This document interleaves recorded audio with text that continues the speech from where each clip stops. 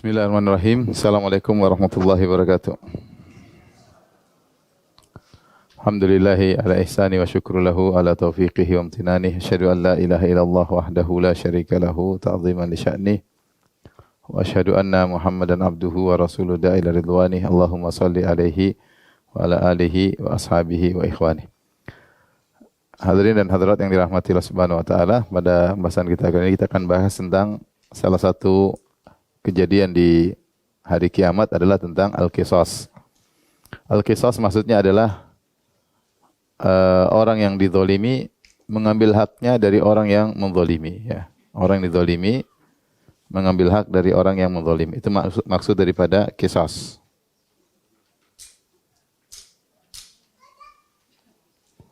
Yaitu yang dizalimi mengambil hak dari yang menzalimi.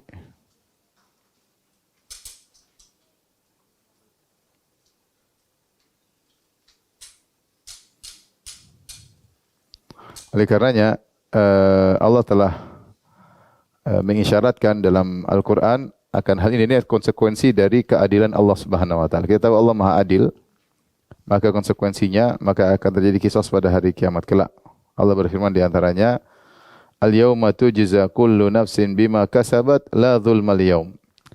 Maka pada hari ini setiap jiwa akan diberi balasan sesuai dengan apa yang dikerjakan. La dzulmal yaum, tidak ada yang dirugikan pada hari ini. Innallaha sari'ul hisab. Sungguhnya Allah perhitungannya sangat cepat. Di sini Allah mengatakan setiap jiwa akan dibalas dan tidak ada kezaliman, tidak ada pengurangan. Tidak ada pengurangan. Oleh karenanya yang punya hak akan mengambil haknya. Demikian juga dalam surat Az-Zumar Allah berfirman, "Tsumma innakum yaumal qiyamati inda rabbikum takhtasimun." Sungguhnya kalian nanti pada hari kiamat kelak akan berdebat, bersengketa di hadapan Tuhanmu. Bersengketa maksud apa? Adalah untuk mengambil haknya. Jadi qisas ini melazimkan adanya sidang atau persengketaan, ya. Melazimkan adanya perdebatan, persengketaan di hadapan Allah antara yang dizalimi dengan yang menzalimi.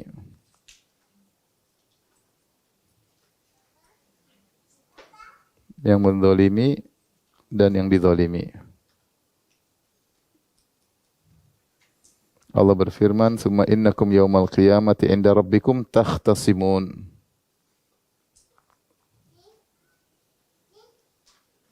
Ini maknanya sekalian akan berdebat, berbantah-bantahan. Maksudnya buat apa? Untuk terjadi qisas, ya. Masing-masing berdebat, mendatangkan buktinya. Taib, qisas kita bisa bagi menjadi beberapa jenis, ya, beberapa jenis secara logika, ya. Saya tulis di sini.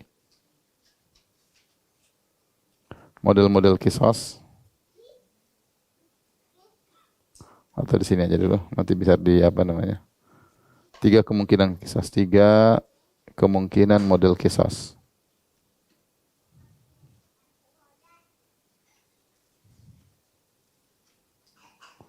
Yang pertama adalah qisas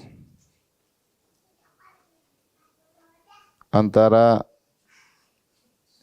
yang tidak dibebani taklif.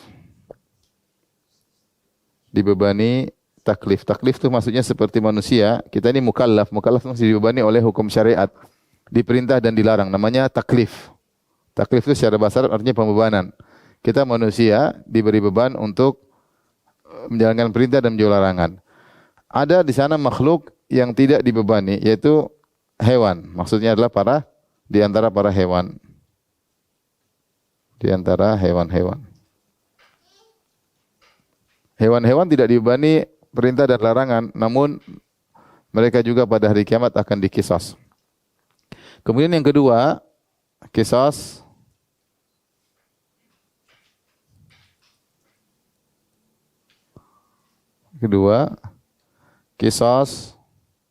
antara yang dibebani dengan taklif. Kita tahu yang dibebani dengan taklif ada 2, yaitu jin dan manusia. Jin dan manusia, ya. Allah mengatakan, "Wa ma khalaqatul jinna wal insa illa liya'budun." Tidak aku ciptakan jin dan manusia kecuali untuk menyembahku. Jadi bukan cuma manusia yang diperintahkan beribadah, jin juga. Makanya penghuni neraka juga ada jin dan manusia. Allah berfirman, "Wa laqad dzara'na li jahannama katsiran minal jinni ya wal insi." Sungguh kami telah memenuhi neraka jahanam dengan banyak jin dan manusia. Lahum qulubun la yafqahuna biha, mereka punya jantung tidak mereka gunakan berfikir. Walahum a'yunun la yubsiruna biha, mereka punya mata tidak digunakan untuk melihat kebenaran. Walahum adzan la yasma'una biha, mereka punya telinga namun tidak digunakan untuk mendengar kebaikan. Ini di buku banyak perubahan ya. Jadi di buku ada tambahan-tambahan. Jadi kisos antara yang dibanding dengan taklif ini juga ada beberapa kemungkinan. Pertama, antara manusia dengan manusia.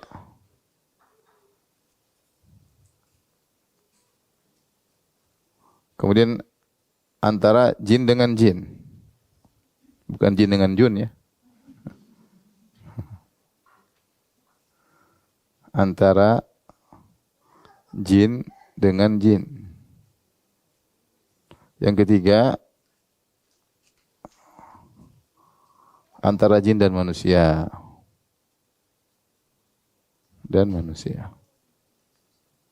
Antara jin dan manusia ya. Karena kita tahu ada antara jin dan manusia interaksi. Jin mengganggu manusia, maka jin tersebut juga akan dikisos. Seperti jin-jin yang digunakan oleh para dukun untuk menyihir manusia. Mereka menzalimi manusia. Mereka akan dikisos ya. Makanya kalau ada orang disihir, misalnya diganggu, dia bersabar. Karena dia sedang dizalimi dengan kezaliman yang besar.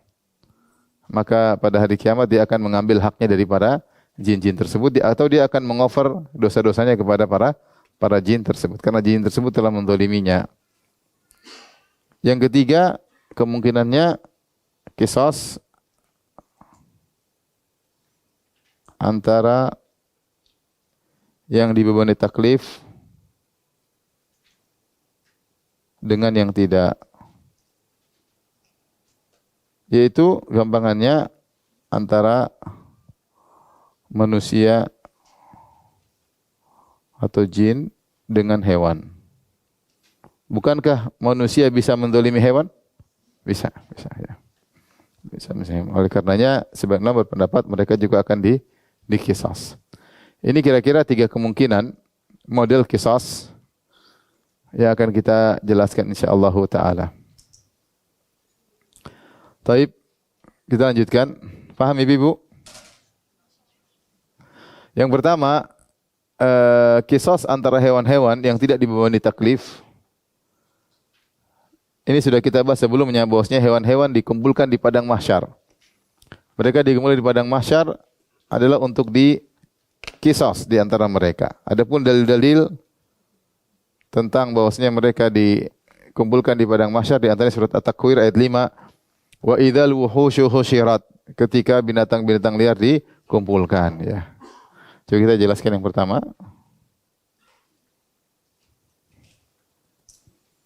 Kisos antar hewan. Ya. Hewan-hewan dikumpulkan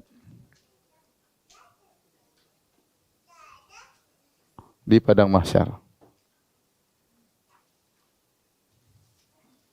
Untuk apa? Untuk dikisos.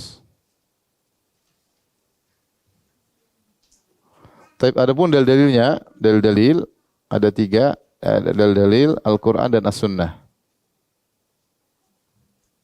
Dan As-Sunnah. Hadis. Adapun Al-Qur'an di antaranya surat At-Takwir ayat 5. At-Takwir ayat 5. Kata Allah Subhanahu wa taala, "Wa idzal wuhusyu husyirat," ketika binatang-binatang liar dikumpulkan. Wuhush maksudnya binatang liar. Jadi bukan hanya binatang-binatang yang tidak liar, yang liar, singa, macan ya. Seandainya dinosaurus pernah hidup akan didatangkan. Tapi entah dia pernah ada atau tidak, Allah alam bisawab. Tapi semua hewan akan didatangkan. Makanya hari tersebut hari yang sangat dahsyat ya. Qul innal awwalina wal akhirina lamajmu'una fi miqati yaumin ma'lum ya. Dari yang pertama sampai akhir semua dikumpulkan pada hari yang telah ditentukan. Dzalika yaumun masyhud. Itulah hari yang disaksikan, hari yang disaksikan. Taib di antara juga dalam surat Al-An'am 38. Surat 6 ayat 38. Allah berfirman, "Wa ma min dabbatin fil ardi wala ta'iri yatiru bi janahihi illa umamun amsalukum ma faratna fil kitabi min syai' thumma ila rabbihim yusyarun." Tidak ada seekor binatang pun yang di atas muka bumi dan tidak ada burung-burung yang berterbangan dengan mengepakkan kedua sayapnya kecuali mereka adalah umat-umat seperti kalian juga. Ma farratna fil kitabi min syai'. Tidak ada yang kami luputkan dalam kitab. Tsumma ila rabbihim yuhsyarun. Mereka setelah itu akan dikumpulkan kepada Rabb mereka. Semua hewan akan dikumpulkan, dihidupkan kembali, kemudian dikumpulkan di padang mahsyar. Demikian juga dalam surat Asy-Syura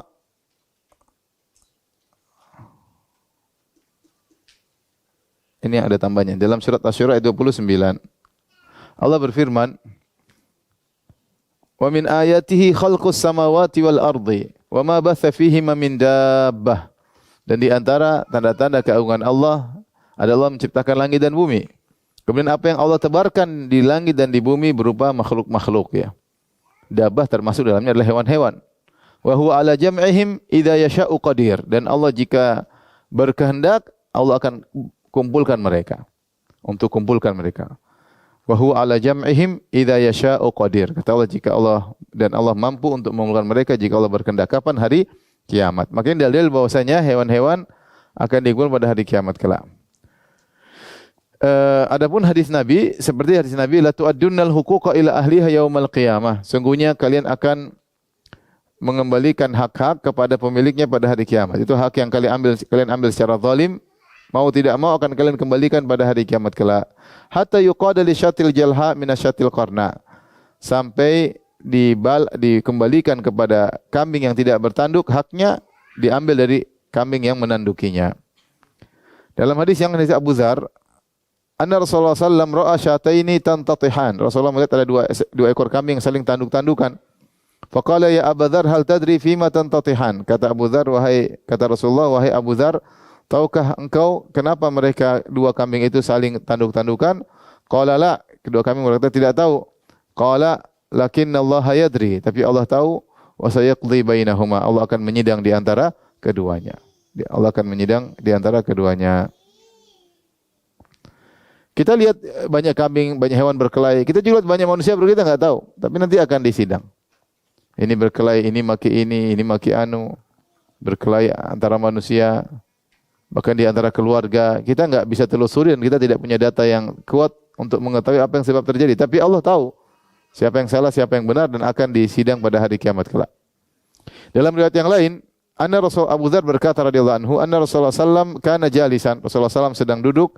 Wasyatani taktarinan, dan dua kambing saling tanduk-tandukan. Fanatahat ihdahumal ukhra fa'ajadahatha. Ya, maka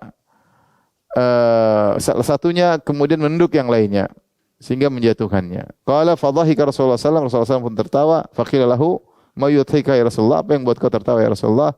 Ajibtu laha, aku takjub dengan hewan kambing tersebut. Walladzi nafsi biyadihi la yuqadanna laha yaumal qiyamah, ay la yuqtasanna laha. Sungguhnya pada demi zatku yang jiwaku berada di tangannya, sungguhnya hewan yang ditanduk tadi yang dijatuhkan akan mengambil kisos dari kambing yang menanduknya.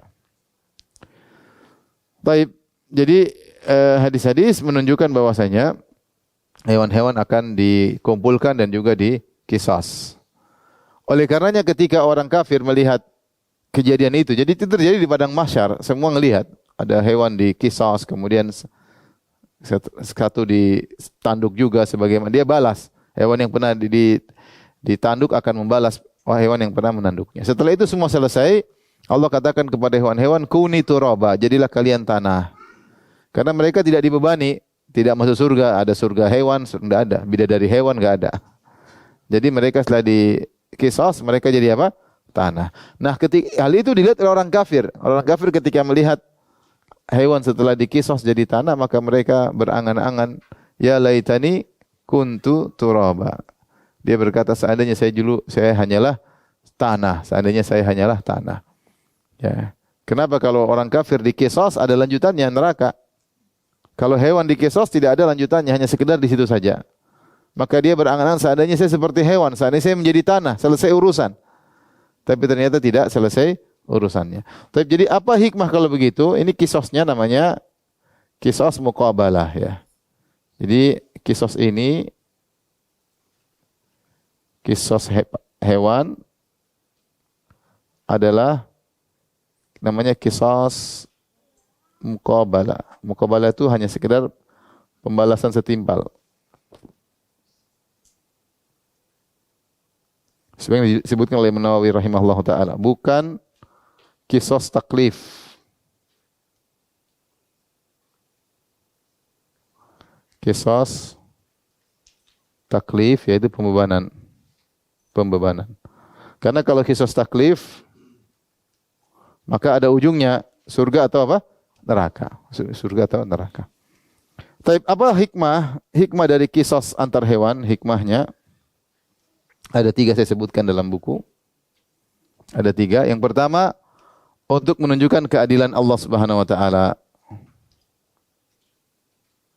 Bahwasanya Allah adil. Sampai hewan-hewan pun Allah kisos. Allah tidak biarkan hewan seenaknya sendiri. Hewan pun akan dikisos. Yang kedua, untuk menekankan kisos di antara manusia. Di antara manusia. Artinya kalau hewan saja ada kisosnya, apalagi manusia. Dan itu yang disebut dalam hadis Abu Hurairah. Kata Rasulullah SAW, la tu'addunnal huquqa ila ahliha yaumal qiyamah. Ya. Kalian akan mengembalikan hak-hak kepada pemiliknya pada hari kiamat. Jangankan kalian, sampai kata Rasul, hatta yuqada li syatil jalha minasyatil qarna. Sampai kambing yang tidak bertanduk pun akan mengambil haknya dari kambing yang bertanduk. Artinya kalau hewan saja dikisos, apalagi manusia. Pastikan hal tersebut. Maka jangan main-main, jangan menyangka tidak ada kisos, jangan menyangka terjadi di dunia selesai. Dia sudah mati, saya selamat, selesai. Enggak ada selesainya. Saya sudah berhasil menang di persidangan, selesai. Enggak ada selesainya. Itu kan persidangan dunia. Di akhirat belum. Ada persidangan yang sesungguhnya. Yang ketiga, agar kaum orang kafir semakin menyesal. Semakin menderita. Sehingga mereka berangan-angan menjadi tanah.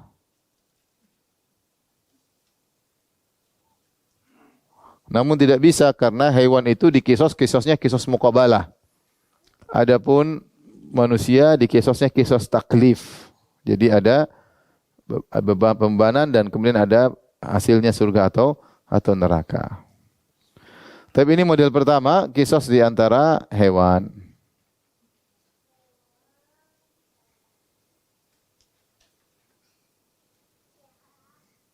Baik. Sekarang kisos di antara yang dibebani. Ini sudah Ibu. Model kedua. Kisos di antara yang dibebani taklif.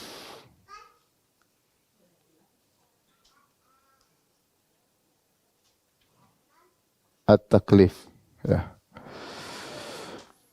Hal ini telah dijelaskan ya. Pertama, kita katakan kisos di antara manusia.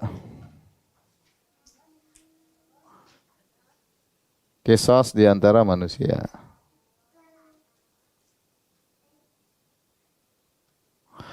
Dan tentunya yang menjadi perhatian kita karena yang kedua, kisos di antara jin, kita bukan urusan kita ya. Jin mau di antara mereka, urusan mereka ya. Tapi kita perhatian di antara manusia. Rasulullah SAW bersabda, "Man daraba darman dzulman uqtussa minhu yaumal qiyamah." Siapa yang memukul orang lain dengan kezaliman, maka dia akan dikisos pada hari kiamat. Mukul, maka dikisos pada hari kiamat kelak. Bukan berarti setelah mukul selesai di dunia, enggak, ada kelanjutannya. Nabi juga bersabda, "Man daraba mamlukahu zaliman uqida minhu yaumal qiyamah." Siapa yang memukul budaknya dengan zalim? Budak itu kan dimiliki oleh majikannya, bisa diperjualbelikan. Tapi ketika dia memukul bukan haknya berlebihan dan karena zalim, maka dia akan dikesus pada hari kiamat kelak. Sang majikan dikesus oleh budaknya sendiri. Ini budak, apalagi di bawahnya mungkin pembantu, pegawai yang bukan budak yang tidak bisa diperjualbelikan. Makanya Rasulullah SAW ketika akan meninggal dunia, di antara wasiat Nabi, as-salata as-salata wa ma malakat aimanukum. Perhatian salat, perhatian salat, perhatian budak-budak kalian. Jangan sampai kalian zalimi, jangan sampai kalian zalimi. Kalau maksud saya budak saja yang bisa diperjualbelikan di zaman itu tidak boleh dizalimi, apalagi selain budak, oleh pegawai, apalagi anak buah dan yang lainnya. Maka seorang bertakwa kepada Allah Subhanahu wa taala karena akan ada qisas. Taib. Bagaimana proses qisas? Tentunya qisas pada hari kiamat kelak tidak bisa dibayar dengan harta, ya, karena manusia bangkit tanpa harta. Ya. Sudah kita jelaskan pada teman sebelumnya, yuhsyarun nasu yaumal qiyamati hufatan uratan ghurlan buhman. Manusia dibangkitkan pada hari kiamat kelak tidak memakai baju, tidak memakai alas kaki, belum disunat, dan buhman, tidak ada harta yang dibawa sama sekali. Kalau di dunia mungkin dia bayar dengan harta, orangnya ridho. Tapi ketika di akhirat enggak ada harta. Terus bagaimana cara bayarnya? Bayarnya dengan kebaikan dan dosa. Entah menerima transfer dosa atau mentransfer kebaikan kepada orang yang dizalimi. Karena Nabi SAW, "Man kanat lahu madlamatun li akhihi min irdihi aw syai'in." Siapa yang menzalimi saudaranya terkait dengan harga diri saudaranya atau selainnya, dia menjatuhkan saudaranya, dia merendahkan saudaranya, dia menghina saudaranya, nuduh saudara yang tidak, itu terkait dengan harga diri. Kezaliman itu 3. Kezaliman terkait dengan darah, terkait dengan jasad, terkait dengan harga diri. Darah maksudnya jiwa, harta, dan harga diri. Ya, tiga sumber kezaliman atau kaitan kezaliman cuma 3. Terkait dengan darah, misalnya kita mukul dia, entah benar atau tidak, atau kita membunuh, waliyadzubillah, itu namanya terkait dengan jiwa seorang. Bisa kita rusak fisiknya, bisa kita bunuh dia, waliyadzubillah. Yang kedua, harta. Kita ambil hartanya, ya. Kita ambil hartanya, aku tidak memberikan haknya, ya. Atau menggunakan hartanya tanpa izin, ya, ini tidak boleh, ya. Karena harta punya status kepemilikan dalam Islam, maka tidak boleh digunakan, tidak boleh dimanfaatkan kecuali atas izin sang pemilik. Maka tidak boleh dilanggar, tidak boleh dilanggar, ya.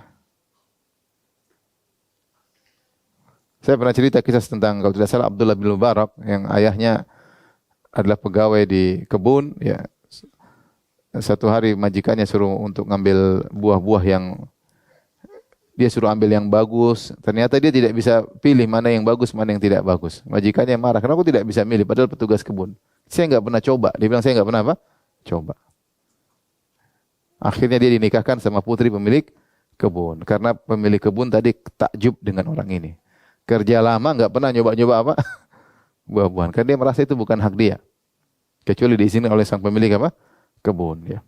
Jadi mau saya, yang kedua terkait dengan harta.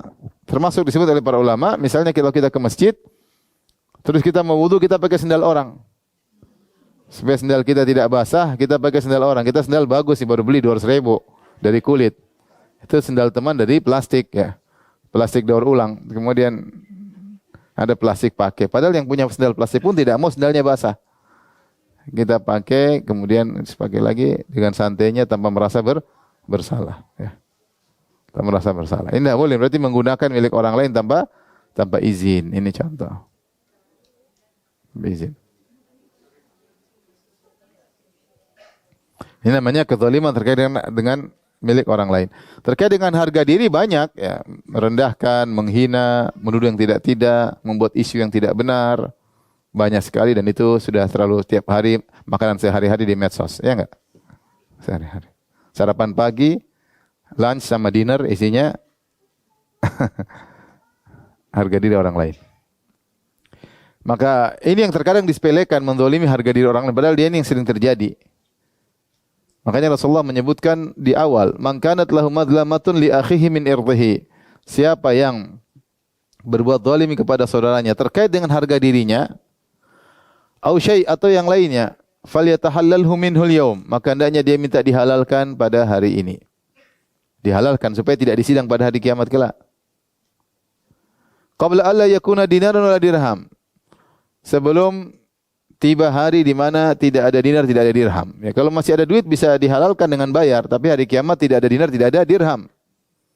In kana lahu amalun salihun ukhidha minhu biqadri madlamatihi. Kalau dia punya amal saleh, maka akan diambil amal salehnya sesuai dengan kadar kezalimannya, di-offer kepada orang yang dia zalimi. Wa illam takun lahu hasanatun ukhidha min sayyiati sahibihi fa humila alaih. Kalau dia tidak punya pahala-pahala, ya sudah, dosa-dosa orang yang dia zalimi itu akan dipikulkan kepadanya. Waliyadzubillah, mengerikan. Saya ketemu dengan kawan, ini cerita aja, jangan tersinggung ya. Jadi dia, istrinya lebih dari satu ya. Terus dia sama satunya ya mungkin kurang ya. Meskipun istrinya bilang ridho. Terkait dengan jatah nginap lah. Maka saya bilang, kau harus sering-sering minta maaf sama istri. Karena kau tidak adil di antara kedua istrimu. Satu kau nginap, satunya kau tidak nginap. Ya. Itu adil atau tidak? Tidak adil. Dan orang yang tidak adil akan datang pada hari kiamat.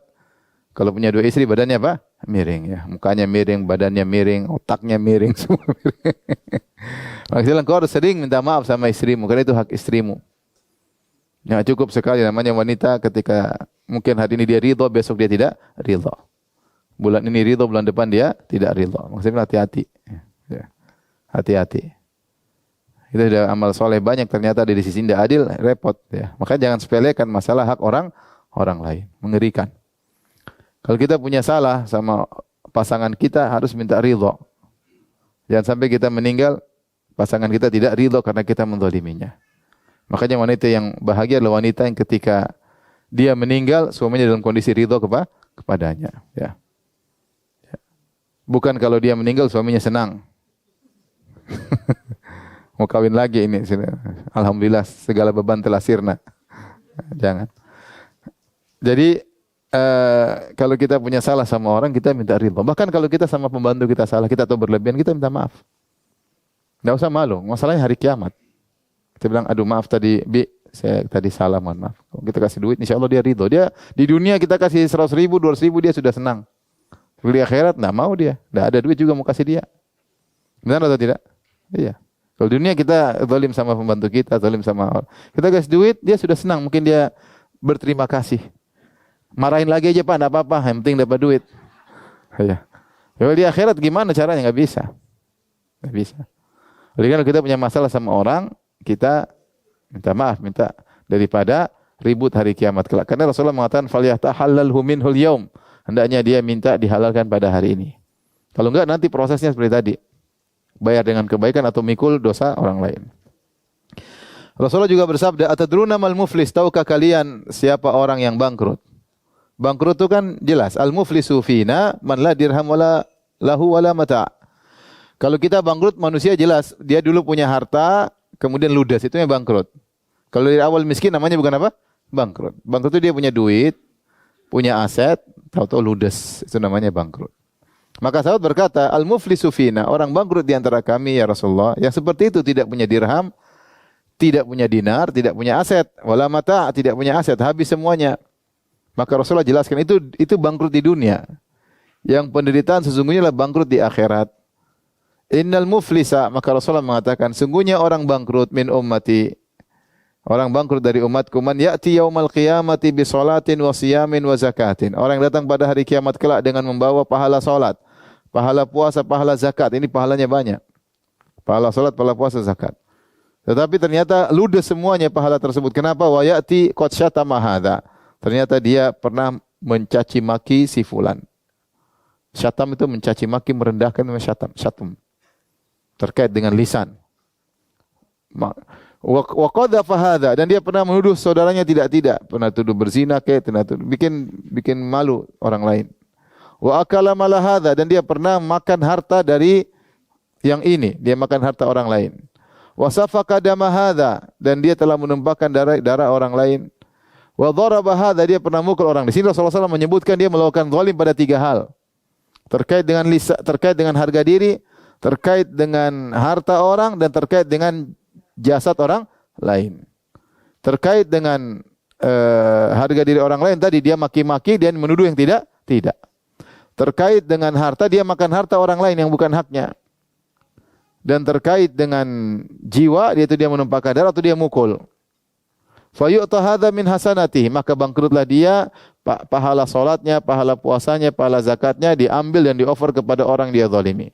Wa hadza min hasanati, ini dikasih, itu dikasih. Fa in faniyat hasanatuhu qabla an yuqdama alaihi, kalau ternyata pahalanya sudah habis sebelum bisa melunasi utang-utang kezalimannya, ukhidha min khatayahum faturihat alaihi thumma turiha finnar, maka diambillah dosa-dosa mereka, kemudian dicabut dari dosa-dosa yang dia zalimi, dicabut dari mereka, dipikulkan kepada dia, kemudian dilemparkan dia dalam neraka jahanam. Waliyadzubillah ya. Jadi metode qisas tanpa harta tapi dengan bayar pahala atau memikul dosa. Jadi qisas di antara manusia. Metodenya dengan membayar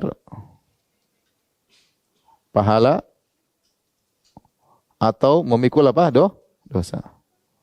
Memikul dosa orang yang dizalimi. Makanya saya bilang tadi, kalau yang kita zalimi cuma 1-2 orang, mungkin masih oke lah. Tapi kalau yang kita zalimi 100.000 orang, 1 juta orang, 150 juta orang, ngeri. Ngeri. Hidup alhamdulillah, hidup nyaman, kita masih makan, masih gemuk, masih punya rumah, masih punya mobil. Hidup jangan spekulasi ya. Ternyata kita zalimi orang. Makanya kalau seorang menjadi pejabat, 2 kemungkinan. Dia menjadi orang terbaik dengan membantu masyarakat, pahalanya sangat banyak karena membahagiakan banyak orang, atau dia menjadi orang terburuk karena menzalimi banyak orang. Jadi antara pintu surga atau pintu neraka jahanam. Karena yang dia zalimi banyak. Orang korupsi itu ngeri. Saya sering bilang, bayangkan orang korupsi, ada proyek bikin jalan. Terus dia korupsi, akhirnya aspalnya jadi tipis. Yang artinya lebar jadi sempit. Akhirnya yang itu jalan harusnya 1 tahun baru diperbaiki, baru 3 bulan sudah bolong-bolong, sudah lubang-lubang. Setiap hari padahal yang lewat bolong tersebut ada 1000 mobil. Setiap 1000 mobil jeglek. Setiap jeglek dia dosa. Bagaimana kalau satu mobil isinya 5 orang? 5 kali 1000, 5.000. Duit dia buat apa? Buat makan, terus makan banyak-banyak juga nggak bisa. Makan emang kalau duit banyak mau makan 20 kilo, baru 100 gram, 500 gram sudah berhenti. Sudah kenyang sudah nggak ada yang enak. Ya enggak? Sudah nggak ada yang enak. Dia mau jalan-jalan juga capek sendiri, jalan-jalan terus dia capek. Ya. Dia mau kawin lagi juga takut. Terus duit buat apa? Duit maksiat, kezaliman bertumbuk-tumbuk pada hari kiamat kelak. Makanya ngeri kalau orang zalim terhadap banyak orang. Makanya sampai saya pernah sampaikan hal ini. Salah satu ulama, kalau tidak Qadhiyat atau Al-Maziri, menyebutkan bagaimana sulitnya orang penarik pajak yang cara zalim, bagaimana dia bertobat susah sekali. Kenapa penarik pajak kalau caranya zalim? Terlalu banyak orang dia zalimi dan itu bertahun-tahun dia kerja. Maka untuk minta penghalalan dari orang dia terlalu susah. Meskipun dosanya mungkin diampuni tapi susah, kata sebagian ulama. Kenapa? Karena keterkaitan dengan terlalu banyak orang yang dia zalimi, sulit. Apakah semua orang itu ridho? Kita manusia diambil uang aja misalnya 100.000 kita enggak ridho. Iya enggak? Tapi kalau diambil 1 juta, 2 juta, 1 miliar tanpa ada hak. Kalau ada hak ya enggak apa-apa, itu hak. Wajib kita tunaikan. Kalau tanpa hak, ya. Apalagi kalau sudah diambil terus dikorupsi lagi, oh double-double dia. Double-double maksiatnya. Waliyadzubillah. Hidup cuma sebentar. Kemudian dia terlalu spekulasi dalam kehidupan. Kebanyakan orang juga gitu, orang tamak, bukan orang miskin, udah kaya, udah punya duit, udah punya rumah, rumahnya sudah berbilang, ya. Mobilnya sudah berbilang-bilang, udah banyak. Tapi ya begitulah kalau sudah terjerumus dalam kemaksiatan, maka tidak mau berhenti. Jadi metodenya dengan bayar pahala atau mikul dosa orang dizalimi, ya. Baik. Kalau sudah begini maka ada beberapa kemungkinan jika terjadi sidang antara manusia. Maka ada dua kemungkinan.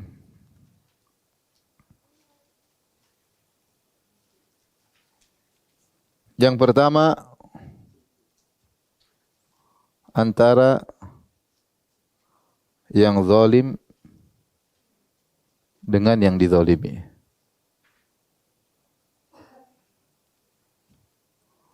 Yang kedua, ternyata saling menzalimi.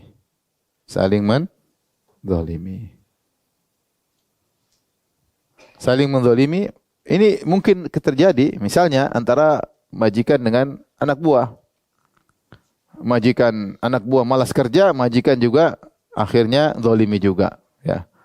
Akhirnya dimaki-maki, dia cimaki, dipukul, ya, seperti ini namanya saling menzalimi.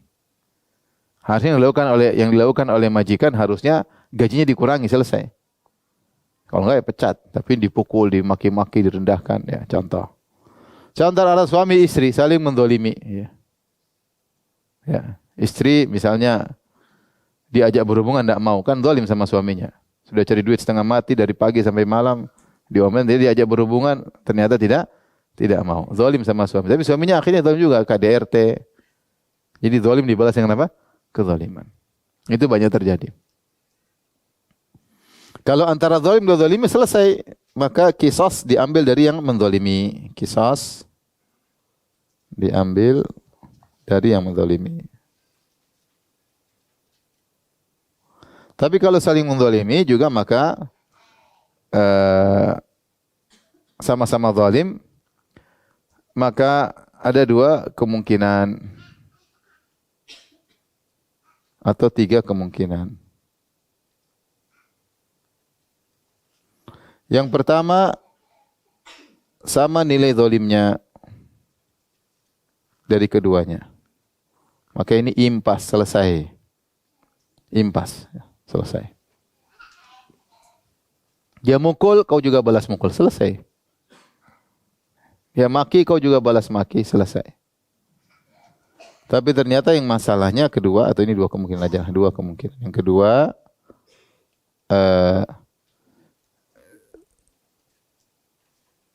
zalimnya beda tingkatan. Maka yang lebih zalim diqisas.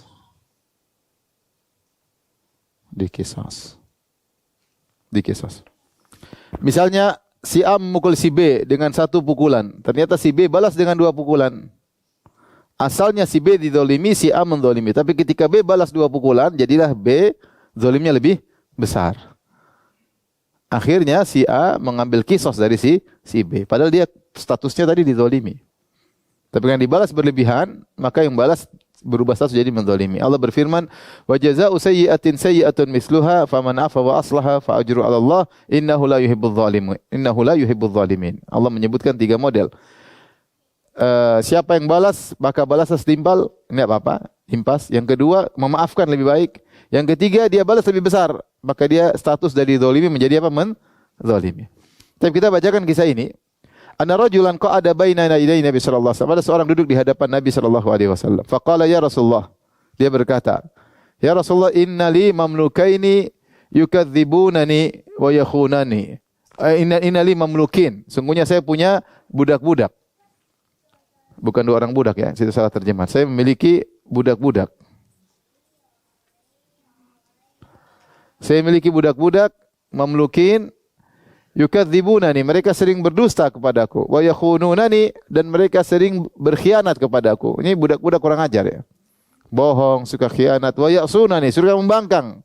Padahal budak-budak itu dia beli dengan duit banyak. Ternyata mereka kurang ajar. Maka saya balas, wa ashtumuhum wa adribuhum. Maka saya maki mereka dan saya pukul mereka.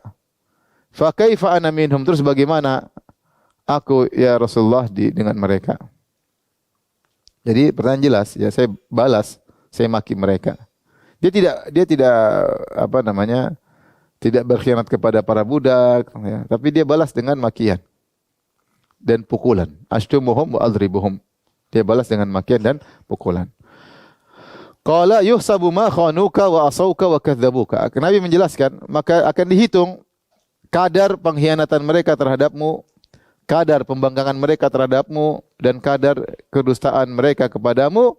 Sebaliknya, wa iqabuka iyahum, dan juga dihitung kadar hukumanmu terhadap mereka. Ini ada kadarnya masing-masing.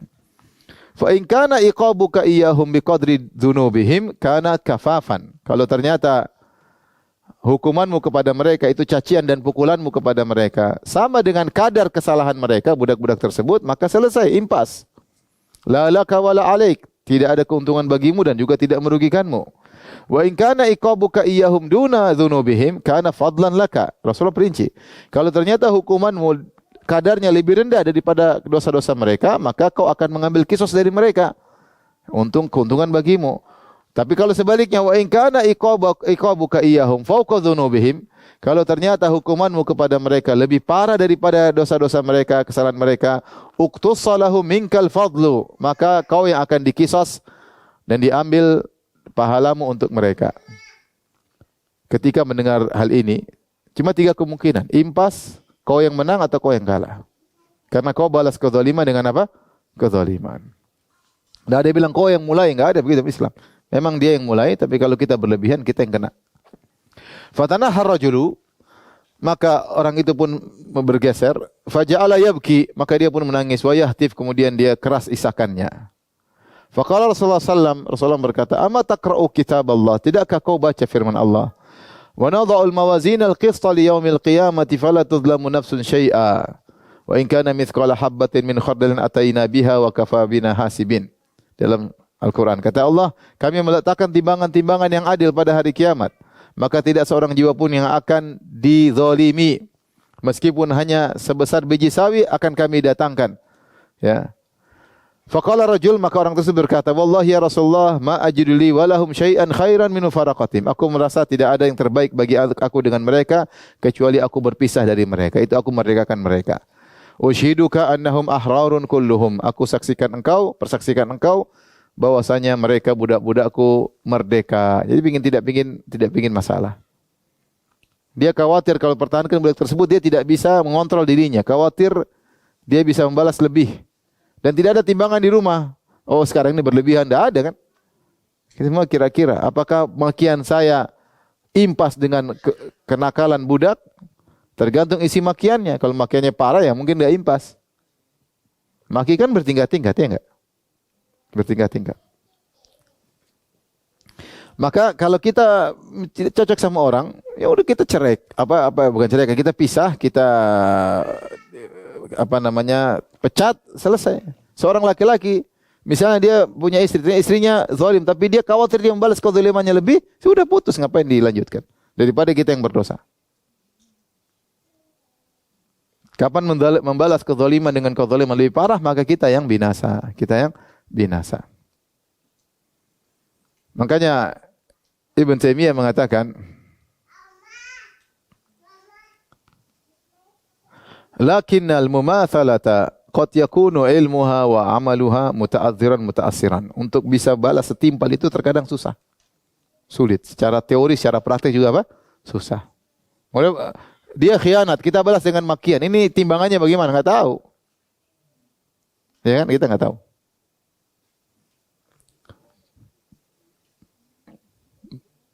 Taib. Jadi ini kalau antara manusia. Yang berikutnya antara jin, antar para jin, ya sama dengan antar manusia.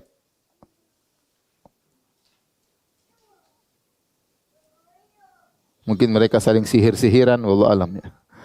Ini urusan mereka para jin. Kita enggak ngurus mereka. Tapi mereka juga ada makhluk ya yang mereka hidup dia. Kita bukti nyata orang kerasukan. Ada orang enggak tahu bahasa Jawa, tahu-tahu bisa nembang Jawa. Siapa yang ngomong tuh? jinnya yang masuk dalam dirinya. Jadi pernah ketemu ada perempuan masuk-masukkan jin. Jin yang ngomong Belanda. Di mana orang ini nggak pernah belajar bahasa Belanda. Karena ada jin Belanda masuk, jin Londo, jin bule masuk ke dalam apa? Dirinya. Jin itu ada, jin itu ada. Kita rasakan meskipun tidak pernah melihat ya. Terkadang meskipun dia bisa menjelma ya, tapi terbatas. Jin yang bisa menjelma terbatas, tidak semua jin. Ya, yang bisa jadi mak lampir, gendruwo ya. Jin dan jun ya, si manis jembatan Ancol itu jarang-jarang ya. Enggak bisa. Tidak semua, kata Umar bin Khattab, tidak semua. Sebagaimana manusia tidak semua jadi dukun, mereka juga tidak semua jadi seperti itu. Kebanyakan mereka hidup ya tanpa mengganggu manusia, mereka punya alam sendiri. Ya, tetapi di antara mereka juga ada kelompok-kelompok. Makanya Allah berfirman, jin berkata, "Kunna tara'iqa qidada" dalam surat Al-Jin. Kami itu juga bermodel-model. Disebutkan oleh semua ulama, yaitu jin, ada jin ahlu sunnah, ada jin syiah, ada jin sufi, mungkin ada jin koruptor, ada jin jadi jin macam-macam. Jin juga macam-macam. Nah, di antara mereka juga ada sidang di antara mereka. Tapi yang ketiga,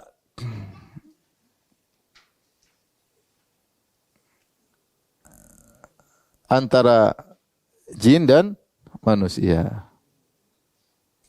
Bisa manusia menzalimi jin, bisa jin menzalimi manusia. Di antara contoh jin manusia menzalimi jin, di zaman Nabi ada ular masuk ke rumah.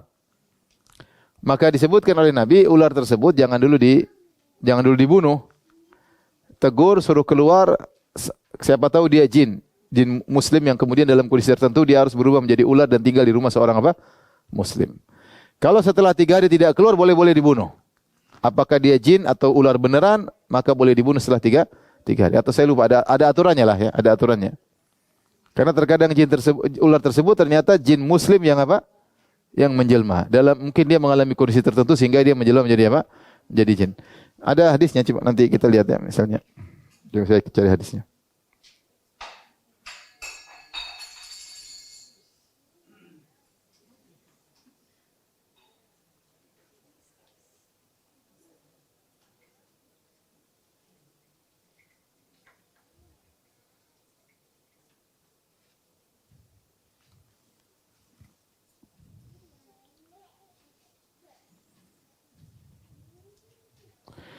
Ini saya baca hadisnya.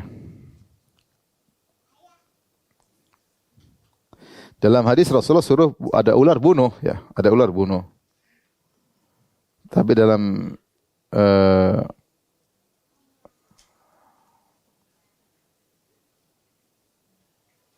tentang kata Abu Lubab Al-Ansari, ini sami'tu Rasulullah sallam naha an qatlil jinnan atau jinan allati takunu fil buyut ilal abtar wa dha tufaitain ya atau tufyatain ya fa innahuma alladhani yakhtifan al-basar wa yattabi'ani ma fihi butunan nisa. Yaitu ada ular tertentu yang dibunuh saja, tapi ada sebagian ular yang harus dibiarkan dulu ya. Oh, ini disebutkan. Inna hadhil buyut awamir fa idza ra'aitum syai'an minha faharriju, yaitu suruh keluar alaiha salasan. Suruh keluar 3 kali. Fa in dhahaba wa illa faqtuluhu fa innahu kafir. Kalau dia tidak mau keluar maka bunuhlah ya. Ada aturan pokoknya, intinya kalau ada ular di rumah, ada aturannya sebelum dibunuh. Maksud saya, ketika kita tidak melakukan aturan tersebut, bisa jadi kita mendolimi dia. Ternyata jin apa? Muslim. Itu contoh, maksudnya bisa jadi manusia mendolimi apa? Jin, bisa jadi. Dan sebaliknya, betapa banyak jin mendolimi apa? Manusia. Banyak sekali jin mendolimi manusia ya. Dengan sihir, perdukunan ya, jin-jin ya. Mereka dengan jin yang tinggal di tubuh manusia kerasa nyaman. Jin itu tidak mau keluar terkadang dari tubuh manusia, dia merasa nyaman ya. Manusia makan, dia ikut apa? Makan. Suruh kerja enggak mau, jin malas-malasan. Tinggal di tubuh manusia. Dia ikut makan dari apa yang dimakan oleh apa? Manusia. Seperti jin yang juga mencintai seorang wanita. Saya dapat kasus jin tidak mau keluar dari tubuh wanita. Kenapa? Dia cinta sama wanita tersebut. Terkadang dia datang dalam mimpi atau dalam wanita juga akhirnya suka sama jin tersebut. Jadilah simbiosis mutualisme atau parasitisme, enggak tahulah. Ya. Ya, jadi ini apa namanya? Antara jin dan manusia. Bisa jadi manusia zalimi jin, bisa jadi jin zalimi apa? Manusia. Maka ada kisahnya nanti pada hari kiamat kelak. Tapi yang terakhir, model yang ketiga, ini sudah ya, kisah. Ini ada dua kemungkinan. Jin zalimi manusia atau manusia zalimi jin.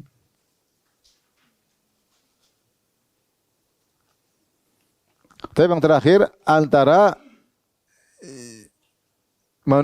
manusia dengan hewan.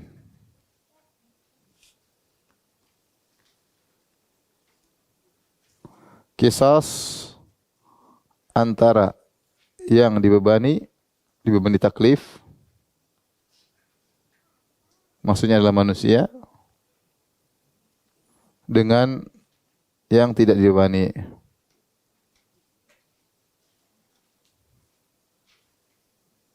Adalah hewan. Ini sebagian ulama berpendapat, saya bacakan aja perkataan Ibnu Hajar Al-Haytami. Dia berkata tentang hadis tentang bahwasanya ada qisas. Dia berkata, wa fahadha min ad-dalil al-qisas bainal bahaim. Ini di antara dalil bahwasanya ada qisas di antara hewan-hewan. Wa bainaha wa bain bani Adam, dan antara qisas antara hewan dan anak-anak Adam. Hatta al-insan law daraba dabbatan bighairi haqqin aw jawwa'aha aw attashaha aw kallafaha fawqa taqatiha fa innaha tuqtassu minhu yaumal qiyamah. Bahkan manusia kalau dia memukul seekor hewan tanpa hak, asal main-main mukul hewan. Ya. Enggak boleh kita misalnya tembak-tembak misalnya burung untuk main-main, enggak boleh. Tapi kalau untuk ditembak untuk dimakan enggak apa-apa. Ya. Tapi kita main-main nyiksa hewan ya. Au jawwa'aha atau bikin hewan lapar. Sudah pelihara kucing enggak boleh dikasih makan. Ya udah lepas aja bisa dimakan sendiri. Kenapa kau taruh di dalam kandang terus enggak dikasih makan? Au attashaha atau bikin dia kehausan. Ini hati-hati ibu yang suka melihara apa? Kucing. Ya. Jangan berlebihan melihara kucing sampai senang lebih sayang kucing daripada suaminya, enggak boleh. Jangan juga sebaliknya kucingnya tidak diperhatikan sampai kelaparan kehausan. Au kallafaha fawqa taqati atau dibebani dengan yang lebih berat. Sebenarnya kuda enggak dikasih makan disuruh ya. Saya pernah rame-rame naik dokar di Lombok zaman dulu ya. Dokar kami berapa orang? Mungkin 5 orang, beberapa 6 orang. Terus kudanya jalan. Terus kudanya enggak mungkin kecapean kudanya. Akhirnya dipukul sama tuannya. Wow, dia jalan berhenti lagi dipukul. Kita enggak tega, kita turun aja deh. Kasihan mungkin belum dikasih makan atau beban terlalu berat wallahu alam. Intinya ya terus banyak orang turun enggak tega ya, enggak tega. Ini dibebani luar kemampuannya. Maka fa innaha taqtassu minhu yaumal qiyamah. Maka hewan-hewan ini akan mengambil qisas dari orang tersebut pada hari kiamat. Binadhiri ma dzalamaha au jawaaha, sesuai dengan kadar kezalimannya terhadap hewan tersebut atau dia menjadikan lapar. Wa yadullu lidzalika haditsul hirrah, dan ini ditunjukkan tentang hadis yang ma'ruf tentang hadis kucing yang di mana seorang wanita diadab gara-gara seekor kucing. Wa fi sahih, dalam sahih hadis yang sahih, annahu sallallahu alaihi wasallam ra'al imra'ata mu'allaqatan fin nari. Rasulullah melihat ada seorang wanita digantung di neraka jahanam, mungkin kakinya digantung. Wal hirratu takhdishuha fi wajhiha, dan kucing mencakar-cakar wajahnya. Wa sadriha, dan dadanya. Wa tu'adzibuha kama adzabatha fid dunya, dan kucing itu mengadabnya sebagaimana wanita tersebut pernah menyiksanya ketika di dunia, bil habsi wal ju', karena ditahan dan dibuat lapar. Kemudian beliau berkata, ini dalam Sahih Bukhari dan Musnad Imam Ahmad. Wa hadza amun fi sa'iril hayawanat, dan ini berlaku pada seluruh hewan-hewan. Hati-hati ya. Makanya kadang-kadang kita suka pelihara hewan ya. Anak saya kapan dia nangkap apa? Si paling kecil, si bungsu dia nangkap yang berubah-ubah warnanya apa? Bunglon. Dia tangkap, dia mau masuk. Saya aja pegang itu jijik, dia pegang tangkap. Dapat bunglon. Saya bilang lepasin nak. Enggak. Simpan. Terus dia taruh di toples. Kasih makan loh, nanti kalau enggak dikasih makan dosa adek. Iya, biar dikasih makan. Saya ingatkan lagi, hati-hati loh, kasih makan loh, nanti dosa loh. Terus dia pergi sekolah. Dia pulang sekolah sudah enggak ada itu apa bunglon. Ditanya, Abi lepasin ya? Enggak. Saya nggak lepasin, dia keluar sendiri. Ya sudah itu rezekinya berarti. Karena lupa kita malah dolimi apa? Hewan. Dia lagi pacaran sama pacarnya ditangkap, lagi sama istrinya, lagi sama suaminya dipisahkan dari ayah dan ibunya. Pasti kita maksudnya kalau ada hewan jangan dolimi. Kalau dipelihara yang benar jangan didolimi. Ya. Kalau hewan aja nggak didolimi apalagi manusia. Wajistanibu kullal jahdi min haqqil hayawan. Linsidadi turuqi tahlil wal irda'i fil akhirati wal ula. Ya. Fa inal fuqaha qalu al adzabu fihi muta'ayyin. Kemudian berkata salah seorang ulama ya dalam sebuah kitab bahwasanya seorang bersungguh-sungguh untuk menunaikan hak hewan. Kenapa? Karena hewan itu tidak bisa kita ajak kompromi. Tidak bisa kita ajak dia ridho. Maafin gua ya. Dia nggak ngerti. Kalau manusia masih kita bisa ajak ngomong. Kalau hewan kita nggak bisa. Makanya insidadi turuqit tahlil wal irda. Karena jalan untuk membuat dia ridho atau dia maafin tertutup di akhirat maupun di dunia, nggak bisa. Oleh karena itu tunaikan haknya dengan sebaik-baiknya. Fa innal fuqaha qalu, para fuqaha mengatakan al adzabu fihi muta'ayyin, bahwasanya kalau menzalimi hewan pasti azabnya. Ya. Oleh karenanya seorang berusaha jangan mengganggu apa? Hewan ya. Kalau berhak untuk dibunuh dibunuh, kalau enggak jangan dizalimi. Taib. Terakhir di sini saya singgung tentang bagaimana kalau seorang muslim menzalimi orang kafir. Ya, jangan mentang-mentang orang kafir kemudian kita zalimi, tidak boleh ya. Orang kafir juga makhluk ya, anak ciptaan Allah, turunan anak Adam, maka tidak boleh kita zalimi ya. Ayat-ayat menunjukkan akan hal ini, di antaranya Allah berfirman, "Ya ayyuhalladzina amanu kunu qawwamina lillahi syuhada'a bil qist." Wahai orang beriman, jadilah kalian penegak kebenaran karena Allah dan jadilah saksi-saksi yang bertindak dengan adil.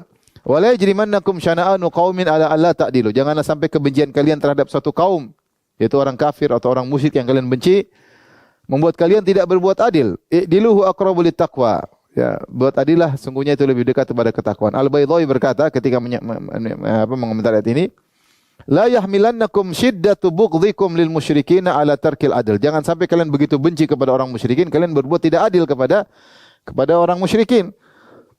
Fata'tadu alaihim, lantas kalian melampaui batas. Contoh yaitu birtikabi malat yahillu, kalian melakukan perbuatan yang tidak halal bagi orang kafir. Contoh kamuslah, kalian muslah itu kalau dalam jihad.